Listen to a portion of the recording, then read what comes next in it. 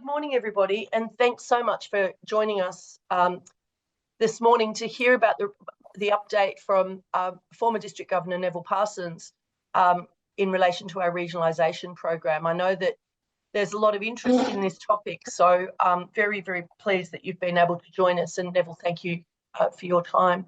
Pleasure. We'll start the meeting in the usual way with an acknowledgement of the country and countries over which we are meeting today. Where I am, I acknowledge the traditional owners of the land who are the Boonwurrung people of the Kulin Nation, and we pay our very deep respects to their elders past and present, noting, of course, this land was never ceded. Are in law and economics, and comes to us this morning from Wauchope in New South Wales. Neville worked for many years in the credit industry, so financial services, and has been a very long supporter of Rotary, having served in many different capacities, including and not limited to, of course, District Governor. So this morning's topic is really important to all of us because, as you know, there's been a lot of work done in the regionalisation process, and particularly the work of the steering group, which Neville chaired. So Rotary, chaired for Rotary. Neville, perhaps you might share some of your learnings, if you could, of what you've seen, not only here in Australia, but also in New Zealand and around the Pacific, and specifically regionalisation. Can I pass the microphone to you, if you will? The floor is yours. All right. Thank you, President Michaela, and I say a very good morning to all that are joining this morning, your members, any of the other members from other clubs joining, and any guests here today. It is a pleasure to be with you, and I start by saying I meet with you today as the interim chair of the Regional Council with over 2 weeks' experience. But as you mentioned, I've chaired the steering group and have been part of this journey, which started in my second year as District Governor in 2022-23. So that was one of the years where there was a lot of work behind the scenes by lots of people to position what we now know as the Regionalisation Pilot. I thought to start with it'd be worthy to revisit basically some of that journey, because the context of that's important for where we are today. And the journey in relation to the establishment of the pilot, a lot of work, the development of a business case, and the business case for the pilot focused very clearly on continuing to deliver on what are the 4 pillars of the Rotary International Strategic Plan. So increasing our impact, expanding our reach, enhancing participant engagement, and obviously the ability to adapt. And the ability to adapt is fundamental for where we find ourselves in this pilot, and obviously even more so where we find ourselves today. So I think we're all aware of what the background was as to why the pilot got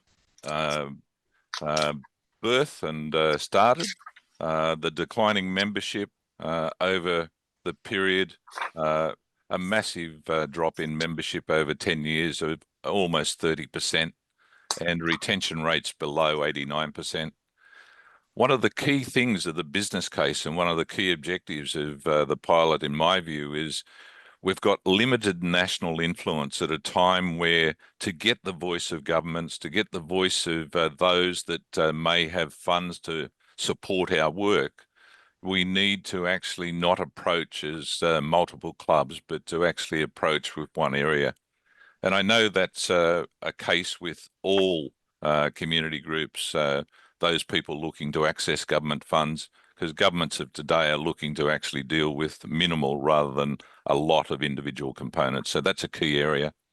And also, to some extent, the complexity of the model, where the centre of our model is the actual members ourselves, and we're each members of a Rotary club, whether it be this club this morning or other clubs, and it's through our membership that we're each given the chance to make a difference in the world of Rotary, and more importantly in our communities. So looking to streamline that.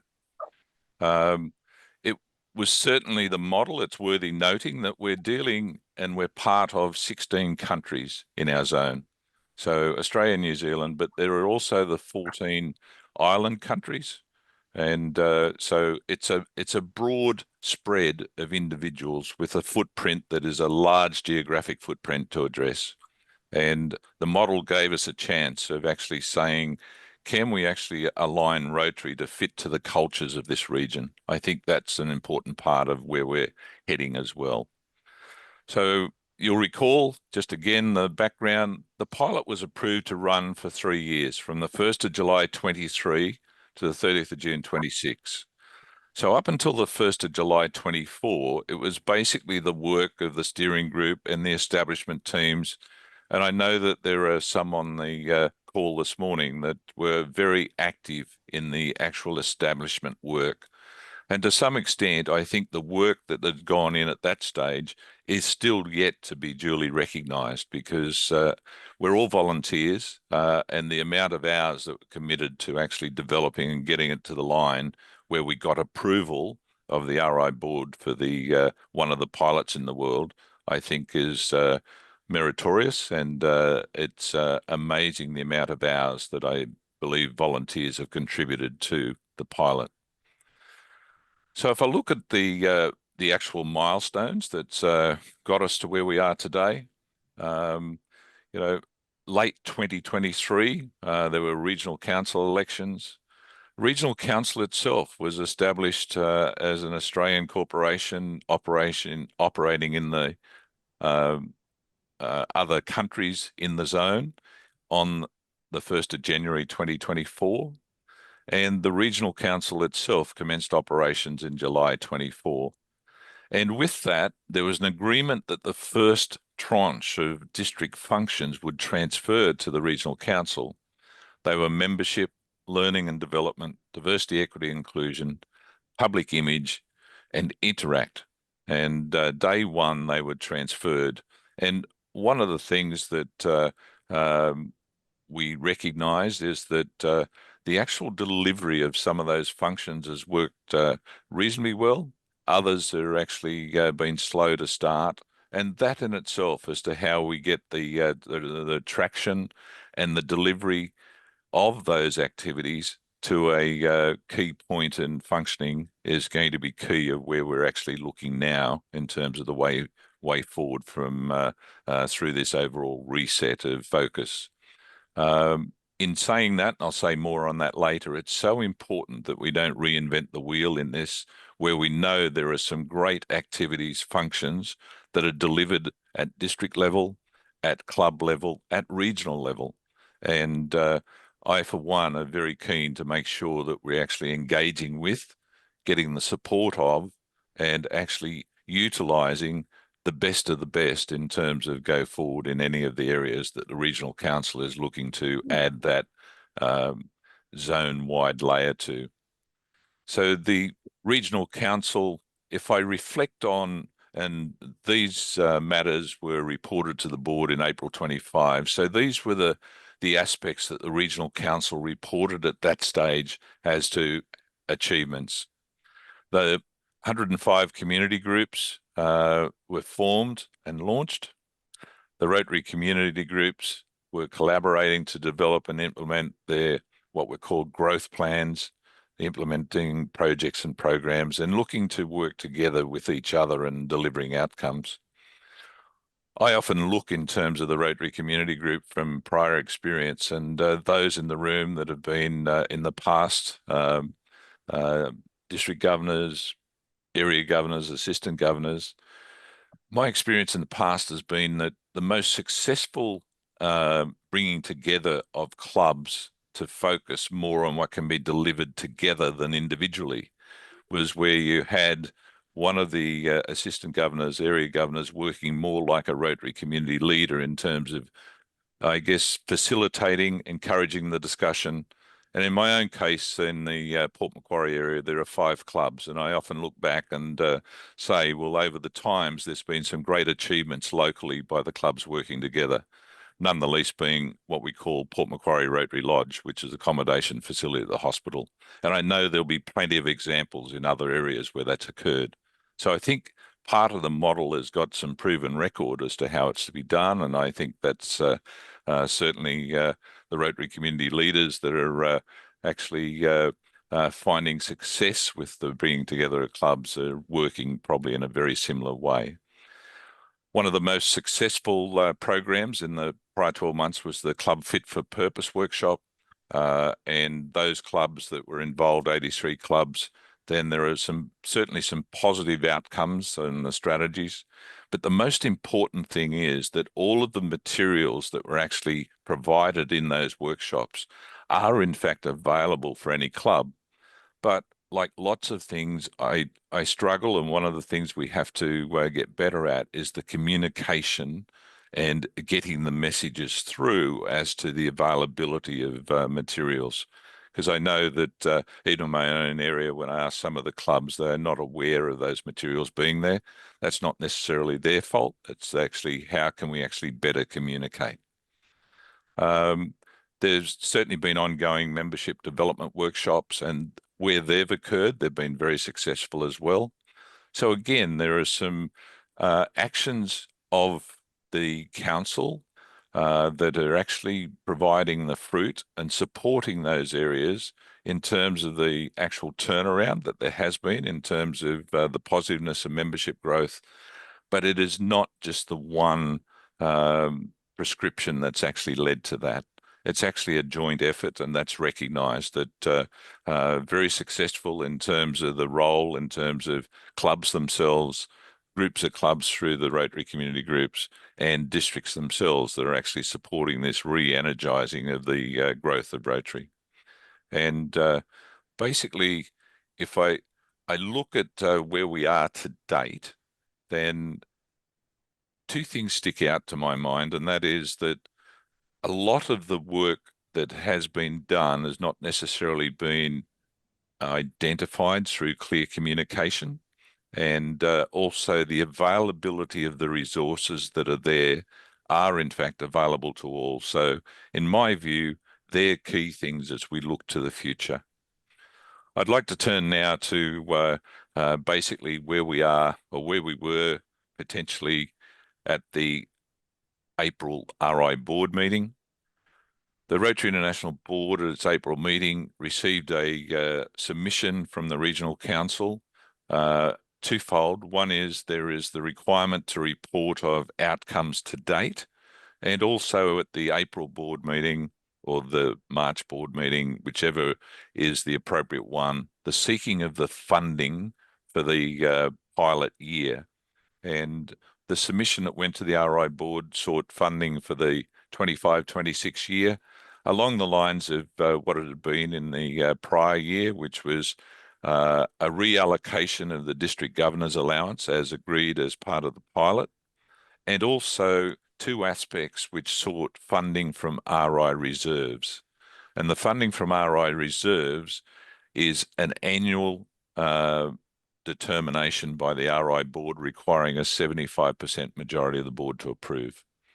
And the funding in the past year and what was actually asked for the coming year was to do two things. One, to support what was 3 staff supporting the pilot, which were based in the RISPO office. And the other was to support the general running of the pilot in addition to what was the distribution of the DG's allowance. It is on the record that the board determined that they did not see sufficient delivery in terms of outcomes to actually support the allocation and the funding from the RI reserves. So the board decision was that it supported the continuity of the pilot, but approved the reallocation from the district governor's funding for 25-26 to go to the regional council. That in itself was basis of a focus saying, well, there needs to be a repositioning of the budget and a general reset. The notion of a reset was actually some discussions that had been occurring probably from about November last year in discussions between the steering group and the regional council in terms of sharpening the focus. But events of that board meeting and then the events that followed closely after that, with the resignations of Dallas Booth and Tony Haywood on the 23rd of April, caused for some more rapid action by the Regional Council Board. On Saturday, the 26th of April, the Regional Council directors called a special board meeting, so they were the remaining directors, in accordance with the constitution of the Regional Council. And at that meeting, they received a report from the Rotary International Deputy General Secretary, Michelle Berg, who was representing the member. So the company is structured that Rotary International is the member of the Rotary South Pacific. And Michelle was at that meeting, and also she was there to manage the appointment of the vacant positions following the resignations.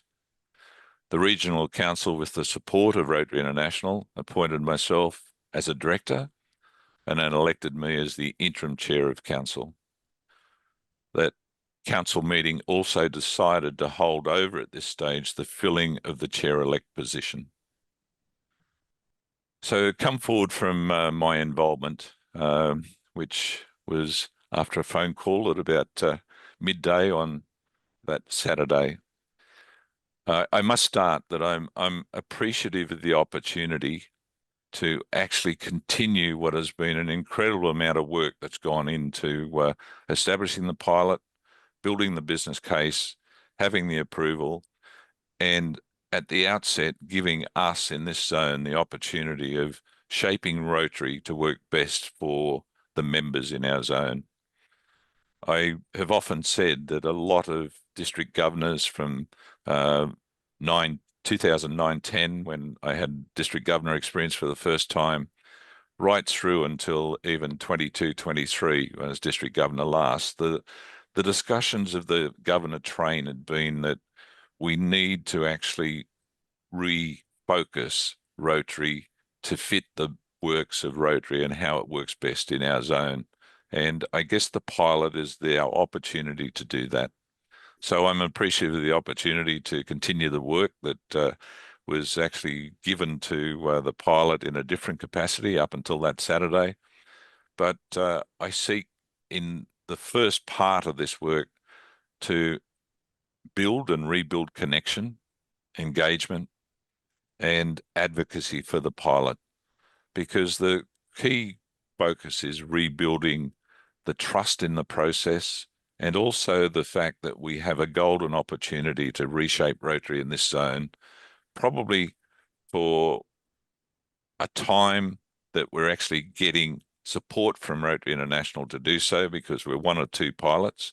And it actually is an opportunity of a pilot, and there will be lessons of how you can actually potentially do things better, as well as the outcomes we'll achieve. And all of that will be useful for other areas of the world that look to do the same thing, to ensure that Rotary fits the needs of the potential members and the members, not necessarily the one size fits all. So I see that the critical engagement that is needed is certainly with the governor trains, the districts, the clubs, and most importantly, members. So right now, the council is in the process of undertaking an urgent, I call the word reset. Probably refocus is probably a good way of describing it as well. And we're looking forward to doing this in consultation with the governor trains and the districts. It's a great opportunity for us in Zone 8 to repurpose and reshape Rotary, as I've mentioned before. And working together, we will deliver on the key initiatives required to meet the Rotary International Board agreed KPIs for the pilot, and focus on reprioritising initiatives to ensure the laying of the right foundations for what will be the future growth and success of Rotary in the region. I think we all agree that if we reflect, for those that have been in Rotary for a few years, then the need for Rotary from the time that we've each joined Rotary is quite evident to us in terms of the difference we make in our local communities and beyond. The need for Rotary, if we come forward to today, I think in today's world, is even greater still.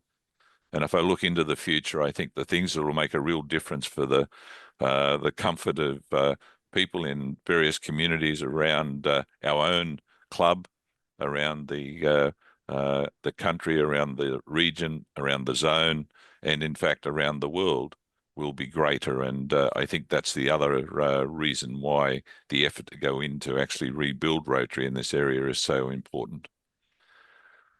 The first meeting I had with the Regional Council was Monday last. So, Monday the 5th of May. And that meeting was basically my first opportunity to meet online, in inverted commas, face-to-face with the council. I've known most of them, but in my capacity as a steering group, and it was really an opportunity to agree and come together and agree that we had a task to do, and that was to revisit the strategic plan that had been developed, and to actually look to sharpen the focus on the things that will matter in the next 15 to 18 months as we look to progress and to prove that the pilot will deliver. That meeting agreed that we would actually bring forward some structured concept around what the reset looks like. And we were actually ably supported by, some may be aware that the Governor Trains provided survey feedback that was facilitated by the steering group and the change management team about the end of March. So that information is very, very valuable. The information provided by the Governor Trains and through their involvement at district level is actually setting the framework that we will use for the reset. The Regional Council again met yesterday to commence the work. And as I've said, we've positioned that feedback from the Governor Train feedback as the core focus of what we're looking at in terms of reprioritising, refocusing. I've undertaken to the Council and also Rotary International that we will have a reset plan approved by the Council by the end of May. We actually have our next meeting scheduled for the 30th of May, and a lot of work will occur between now and then. And following that, the commitment that's been made to the Governor Trains is that once that reset plan is formalised, signed off by the Regional Council, I will be sharing that with the Governor Trains as the first part of engagement, and using that as a format where we can ensure that we've actually addressed the key feedback from the survey. So that certainly then will then mean that we have a reset plan that will be communicated to basically all members. And in that, one of the focuses of the reset plan is to look seriously as to how we communicate our messages. And I'm basically prepared to say that it's not effective to continue to have multiple channels of separate communications. My view is that every member is actually involved in the pilot, and the messaging needs to be available and understood by all. So that in itself is a key part of the discussions that we're having at the Regional Council right now as to what is the best means of getting our message through. And it's not through one medium either. So we're actually looking to utilise the expertise that exists within our clubs and districts to support us in that.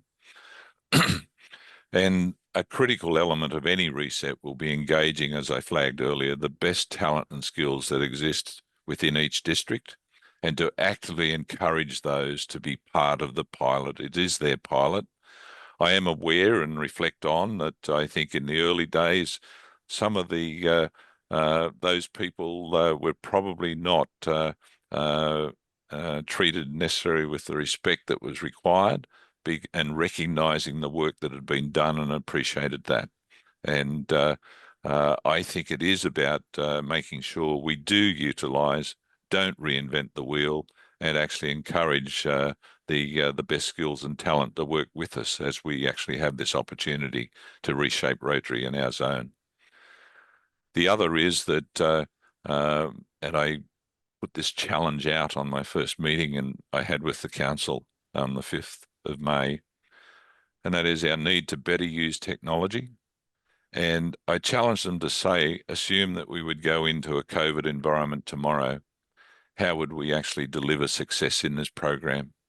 Because I think that in terms of the funding, the reduced funding from RI, how we actually work forward with that is making sure that we're providing resources to clubs and members through districts that will be of value to the clubs to support them to grow their membership, to grow and support their activities, but most important to give tools and resources that will support their delivery of their story to their community. So as I get to close, in summary, these are the priorities that we're focusing as critical priorities in the reset. Communication, communication, communication, and collaboration with all stakeholders. It's about rebuilding trust. It's about transparency. It's about sharing any of the information, including the financial information, with all, and a better use of communication channels. It's around progressing the membership initiatives that have been delivered and are successful to a wider audience. My view is that all of that material should be available to all clubs. And as we know, the clubs are their own entity if a club chooses to use them, but they need to be aware that the resources are there. And also the support of the various structures of the council, whether that be the Rotary Specialist Network, whether that be the portfolio committees and the teams that are working there. But again, communication awareness of those resources is so critical. We're also looking to develop zone-wide public image initiatives and resources. So that is twofold. One, the opportunity for promoting, and we've got Volunteer Week coming up next week here in Australia. There's Volunteer Week in New Zealand next month. And one of the things that I've sought is, can we actually, almost being late to the party, if we do nothing more than recognise the volunteerism of our members and the difference they make? So I think making sure where we can play a role, we being the Regional Council can play a role at that zone level and down to country level to actually share the stories and the message, but also giving resources for clubs to be able to, where they need that support and don't have the skill or talent themselves to use, to be able to tell better their story. Also looking to develop and promote the Rotary Specialist Network and to encourage more experts to become part of that, because that's truly where the clubs that need expertise that don't have it could actually tap into that. Because one thing I've known from my time in Rotary, Rotarians are generally free to give of their time and expertise, but you need to ask me. And I think that where this is the Rotary Specialist Hub, a great tool, a great support mechanism, I think it's there for the ongoing use of all members. And the last point that I'll focus on is ensure financial and governance accountability. I can say that one of my frustrations as chair of steering group has been that the fact that I'm now in a position that I'm having to go back through old regional council board papers to find things out that I should have known, and that won't continue. Then we are in this, the regional council's role is to actually act as the operational arm of delivering the pilot for the benefit of all members, and knowing full functioning of what's happening, how we communicate after each board meeting. But I ask, and I'm sure you'll respect the fact that other than communicating similar to what I've done today in terms of 2 board meetings, I intend to get a communication out to members. But until we finalise the reset plan, I don't want to go off and actually present a view that's not fully endorsed, and then the engagement with the district governors to make sure it aligns to basically what their feedback and valuable feedback was. And I'm pretty comfortable that from discussions that I've had with clubs and members, even in my own district, that the feedback from the district governors in terms of the need for refocusing was gold, and the framework and the priorities I mentioned were the key parts of those themes and streams in that feedback. In closing, I note that the reset we need to also ensure that potential key partners for future projects and programs know of the work of Rotary and the power of Rotary through its community connections. This will see ongoing work, which there has been some great work in terms of the major fundraising and grants portfolio, but it needs to connect with governments, large corporations, other community groups, philanthropic trusts to support some large-scale projects and programs across our zone. And in closing this part of the presentation, I thank you for the opportunity. I'm happy to answer questions. So with that, I'm over to you, President Michaela. We're going to make a fortune, Neville, with merchandise that says you are on mute. Hey, wow. Thank you so very much. I can say that many of us did not know all of that information or have access to it. In fact, one of the questions in the chat is, where do we access it? So excellent, excellent, excellent. What will happen next, ladies and gentlemen, is that we'll take 3 questions from the floor, and I think Judy Parslow's already got her hand up, and then we'll moderate the questions that are in the chat room. Is that okay with you, Neville, if we... I'm in your hands. Yeah. Terrific. All right. Well, let's do that. Well, Judy, if you'd like to... No, I didn't. Sorry, I didn't have my hand up. Oh, you don't. There you go. Chris had his hand up. Oh, it's Chris. Good on you, Chris. You're on mute. Thank you, President Michaela. Neville, if I could thank you for your volunteering on what is a most important project for us. Warms my heart to hear you talk about regionalisation and the pillars of the reset. They're things that I certainly believed in regionalisation and what was important for it. My question, Neville, is most of the information that I've read on what we've been doing on regionalisation, I'd term it's really ourselves talking to ourselves, where you reiterated that the importance of regionalisation is about Rotary in Australia getting a national seat at the table. Has there been anything going on about getting a national seat at the table and what that tells us? And it just, I've missed it in the communications, or are we still focused on talking to ourselves and not sitting at a national seat in the table? Chris, there has been some good work, especially by Dr. Peter Rogers in his area there, in terms of some connections with various bodies. But again, I think it's fair to say that's not been well presented. It is a key part of that portfolio, and it is certainly going to be a part of the reset that we re-emphasise that activity, which was called out very well in the business case as to that opportunity, because, you know, from our club level land, the actual ability to support the programs that are going to make a difference in our individual communities. And I look, and I'm pretty certain that these are common in all. Some examples that are right front of mind in this area, and I'm sure everywhere: homelessness, those in need, and also the DV, which has had some impact of Rotary. But the serious support of those is basically where governments realise that our members, our Rotary clubs, and the tentacles we have in each of the areas of our communities are so fundamental. So I agree totally with you. It is very much one of bringing out of the shadows and actually seeking the engagement of those that already have the linkages. It's a great example where we don't have to reinvent the wheel.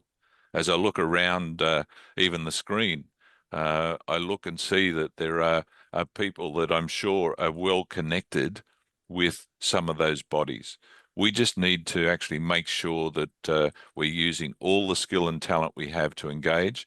But the most important part is to tell our story. And the external part of telling our story, there is some golden opportunity which is developing, which is tied to some information that has gone out by our Rotary body during this week. But I think that the opportunity for us to use some of the Rotary vehicles that already exist and not reinvent the wheel in telling stories in that external environment is fundamental. So it is front and center in terms of a reset strategy, and it is about enhancing Peter's portfolio to work with those in the Rotary membership and the connections they have to do exactly what you said. Thanks, Neville. Does anybody else have a question before we go to the Q&A in the chat function? Michaela Amber's got his hand up. Oh, there you are. Hi, Amrit. Michaela. Hey, good morning. Hi, Neville. Good morning from the southeast of Melbourne. Look, I'm a bit semi-disappointed and semi-satisfied because I was involved with Philip Archer with the vote yes for the pilot. And I guess I look from a club level, it hasn't really made a difference to us in any shape and form. And I think one of the things I want to know from your point of view with the KPI in the next 12 months, because the Rotary year will pass quite quick, is where are we really going to get that traction and speed? Because I'm in that age group where parenthood has started. And if you really want to get the membership growth, I think we're not hitting the mark there. So I guess from regional to districts to clubs, especially with the focus of membership, what are we actually going to do differently? I think the best part of that is that there are some great changes occurring generally in membership across the zone, but it's in pockets. And I think the best part of answering that is we need to actually grab the experience of those that are making a difference in membership and take that into account. I'm also heightened by the data I see from the clubs that went through the fit for purpose. Then by far the majority of those have actually either grown members or stopped losing members, haven't lost members. So there are some great indicators that those programs work, but I'm also aware that there's been some great success within districts. And I think that in all things Rotary, then at our peril, we don't actually look and see the successes of others. And I think that with membership and with each club, I've often used the analogy when in district roles, the old challenge of would you join your club today? Or handing out each member of a club a mirror and say, you know, what would we need to change to make our club inviting and welcoming for any new member? Because that's the first and foremost challenge, I think, for every club before you look to bring members in, is to make sure the environment is open, welcoming, and you're actually looking after new members and not letting them die on the vine before they're challenged. Now, I'm sure that's not the case here, but I take your point, and you know, we're at risk of a model that one size fits all is not appropriate. But I think as what I've seen, and you know, probably fair to say 2.5 weeks into what I've been able to dig deep into, but I've got to say the membership portfolio is one that has actually played a key role in the turnaround. But Andy, as the lead of that portfolio, is the first to admit that the work of some individual community groups, some individual districts, some individual clubs has really contributed to the growth in membership as well. So he's not saying that the work of the membership portfolio is responsible for the green shoots we're seeing. But I think it really is the case of communicating what is available, but being prepared to actually ask for success stories and communicate those as well and make them available. So it's the old showcase situation of being aware of what's out there. Because I've also found in 40 plus years of Rotary that Rotary clubs will share their success. And I think that that's part of where we go forward for the future. But the other thing I would say is that I think feedback is golden. So if any part of the journey over the time that certainly I'm in the chair as interim chair, that anyone feels that something's not working right or there's a better way of doing things, then please reach out. And I think that's a message that the Regional Council are certainly sharing as well, is that we need the engagement of the expertise that sits within the zone. Thanks, Neville. Very good. I'm conscious of time. Is there any other questions before I go to the Q&A? Because the chat room, because there's quite a few questions in the chat. No. All right. Well, in that case, Neville, we've got two questions actually pertaining to funding. The first is whether or not discretionary funding is still going to be able to be accessed in the future, and also what impact the reduced funding from RI Council might have had for you or for this pilot.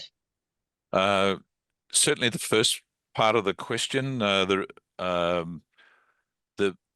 opportunity to seek and go back to the Rotary International Board does exist. What we need to do, and part of the urgency of finalising a reset plan by the end of May, is tied to that. One of the opportunities is the potential to seek some staff funding support. And that, to my mind, is most urgent, because if you could imagine, we're running at the moment, there's the funding of Trudy Grice has been a supporter to the project, but unless we reactivate staff support, then the support that Trudy's been given to the Regional Council will not be there post 30 June. There is some positive vibe, I would say, from the Rotary International leadership, that if we provide a reset plan that gives them confidence that the focus will be there, then that is a potential outcome. So that's why I'm pedaling very fast to get a reset plan finalised and to move forward. That support would be to ensure that the roles of the council, the steering group, any of the portfolios can actually have, for want of a better word, administrative support. And one of the things that potentially we may in fact do is seek a volunteer company secretary. But we're looking through that lens at the moment as to what are the resourcing requirements. I have confidence that if we do it right in terms of the reset plan, have the plan and the refocus around delivering growth and real tangible growth and sustainable growth in membership and retention and the brand and public image telling our story, then we have success there. The other part of the question was around the budget impact. Our finance team are actually working right now, and how do we actually work with the budget that we know we have? And a lot of that was that challenge I said of don't reinvent the wheel, make sure we use technology, and really question the need for face-to-face meetings, but making the material available. So that's the framework we're looking, and I've got a finance meeting at 2:15 this afternoon to continue that discussion. Thank you. On that theme of documents being made publicly available, things like the KPIs for the pilot and also the survey, the findings of the survey, will they be available somewhere for us to have a look at, Neville? I'll undertake to do that. The KPIs, so the high-level KPIs, that's reported to the RI board every report. I'm also seeking to get the financial reports of what was last year and the last up-to-date one. And once we've got those, I will make that part of the communication as to where they're available to find and go. So it may be that we distribute to the governors and for the governors to distribute rather than put it on a necessarily a public website. But I'll pick that up again at the Finance Committee. But my view is that in this transparency, then we need to see all of that detail and, be able to, with the monitoring and evaluation. So the quarterly reports in terms of the KPIs should be there readily available as well. So potentially have that sitting on the Rotary South Pacific website, but I just need to look to see the audience there, because some of that info would be, you would think, for Rotary members' use. So we will certainly do that, but it's certainly part of the reset, that transparency and making those available. So in that vein, there probably are some main themes of the reset plan and what that means for members. If it's a question, but also perhaps a recommendation that in that documentation, there in the communication strategy that you perhaps put some of these questions in there. What is it? What are the themes, and what does that mean for us? Did you want to turn to the key themes of the reset now? Have you got? Well, they were the priorities I mentioned. So with the priorities, they're the actual themes. So right. Those priorities were the key themes that came from the Governor survey, and that in itself is a key initiative of the Regional Council on the 5th of May, was an endorsement that those themes would be the key themes of the reset. And following. Yep, no, excellent, thank you. There's an urgency, it seems to me, a call to action, if you will, around supporting this and ensuring that this good work is not lost. How do you think that we can ensure at a club level that members are aware of what's happening and how important it is? Will that be again through your distribution channel? Definitely. I think I'm open for any suggestions in terms of the mediums in which we do. I've seen the open rates and the click rates of what was the 3 mediums of communication, and I think it's not alone in that observation that they haven't worked. And the other observation I'd make too is communication needs to actually tell you all that the communication's foreshadowing, because they've seen sometimes in the past when I, as a reader, as a member of a club, I've read some of those, and it's what it didn't say was more important than what it did say. It did, yeah. So true. From that point of view, we are really engaging the expertise, working closely with RISPO and their media team as well, as to how best we can actually get that. And we all know that in a digital world, for those that have been in Rotary for some time, and I hope I don't offend anyone, but I've been a club secretary as well, but those who've been a long time will know the secretary had a suitcase. And sometimes some of the club secretaries, the mail that came in during the year was there when they handed the suitcase over at the end of the year. Often unopened. I think in a digital world, then the notion of how we get messages out, and I think rather than having complexity, I think messages when it's timely, rather than waiting for a set stage of the month. So all of those things I'm looking at in terms of that environment, and I'm sure there's far more experts than my experience in how best to do that. But the real answer is, from a club level, then how do we actually share that message? And I want to actually get messages out on a timely basis, so not necessarily tied to you'll have one distribution a month. So anyone that can provide support there, I'm open to the feedback. Oh, very good. And in that vein, where is there an email address or a website where feedback could be given, so that it's a two-way exchange? Yeah.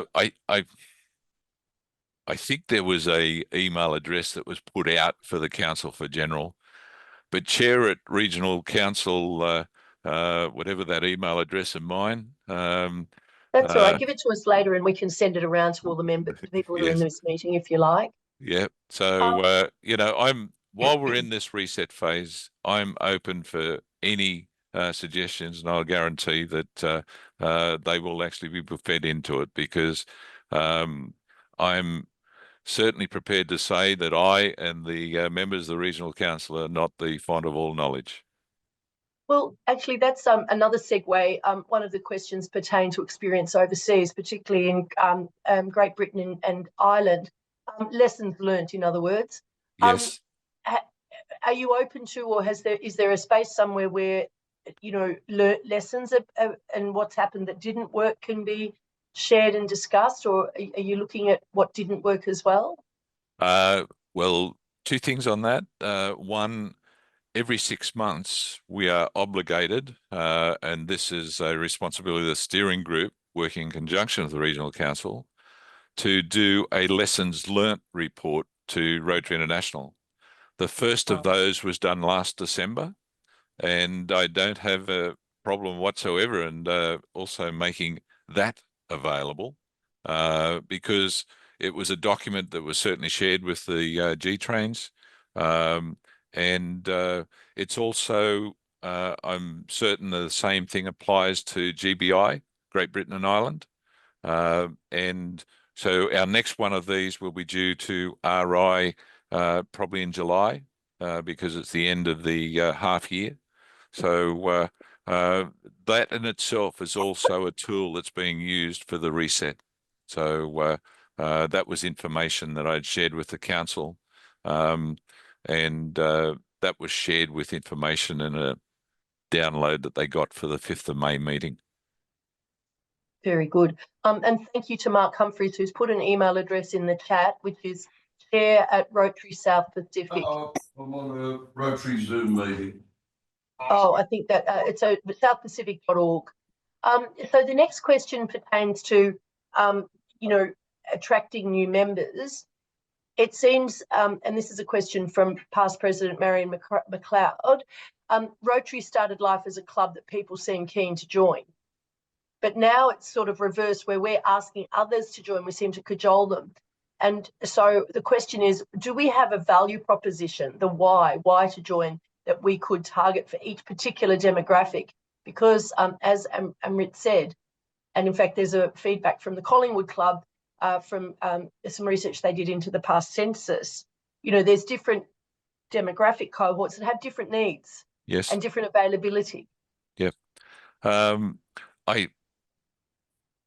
I start with the membership question of it is not the traditional way of enlisting members, hasn't been for some time. I think my own personal view is that people will join a cause, not a club, and the cause may be very aspects of your club. So at times you'll be doing work in various areas, and I think it's aligning what your club does and often seeking hands and hearts to support you doing that, not asking someone to join as a member. I think that discussion comes because they will enjoy the experience of working in their passion. And this also comes from experience of leading a team in my old finance team. And we had, like lots of financial institutions, the allowance of 2 days a year for staff to do community work. And it was amazing that the best outcome of people volunteering in that focus was where the thing they volunteered for was obviously their passion. So, and I think from a Rotary Club point of view, it's when we're doing activities, when we're doing community projects, then we're actually promote that as what we're doing and seek volunteers to help us in that cause. And I think if we make the environment, we make that experience most valuable, then ultimately they will actually be there for that cause each year, or alternatively, they will actually want to join because of the friendship and the actual nature of the club. So I think a lot of clubs, from a personal experience, are still possibly wed in the old way of, you know, first up front, do you want to join the club? And the club is around a regular meeting and those things. And so I'm sure our membership team are focusing on how best to actually engage, but also retain. And that's part of the work. And again, though, there are some great examples of how that's done. Port Macquarie Sunrise, which is one of my local clubs here, a morning club, have for, I think, .1 when they were chartered, used what they call the STAR program. Now, the STAR program was a program out of the States, which is a program of onboarding new members. And I know there are other examples of that, but that's a great example where there's some success working, and they're the largest club in what is the district I'm in and have been for some time. So they're the pockets of gold that exist within successful work. So it's a long way of answering it. I think the membership challenge pertains certainly to the club and the club lens. And, for someone to want to belong, and it's that notion of belonging, I think, that underpins a successful membership journey that really is critical. But the membership portfolio, the membership team, and the experience of those that have been successful is fundamental in answering that. Yeah, I think you're right. And it reflects a change in our societal makeup. Yes. Particularly younger people these days are cause-driven rather than, that the idea of joining a club was something that was very pertinent in the 50s, 60s and 70s, but perhaps not for the times today. Yes. Look, we've only got 3 minutes left, but Phil Cornish had a very good question about the Pacific Island communities and whether they've been included and to what extent has their input. So have you got a minute to answer that question? Just what are we doing about what's being involved? It's certainly part of the reset. It's certainly one of the things that even at the steering group level that because we are across the 16 countries, to date, as you know, the alignment to the Pacific countries has been through districts and the district governors in a couple in Australia and 2 in New Zealand. But making sure the voice is there. And one of the things that I don't know how widespread, it was available on the Creating Tomorrow website, but the Future State Report. The Future State Report spent a lot of time talking around jurisdictional matters and the reshaping potentially to take account and giving voice to jurisdictions. The pilot in its modelling had the Multinational Advisory Committee as a link to those. My own personal thinking in a reset is we need to make sure that voice is heard, because not only are they a valuable part of our zone, but they're also potentially still in need of a lot of support in terms of their growth and development.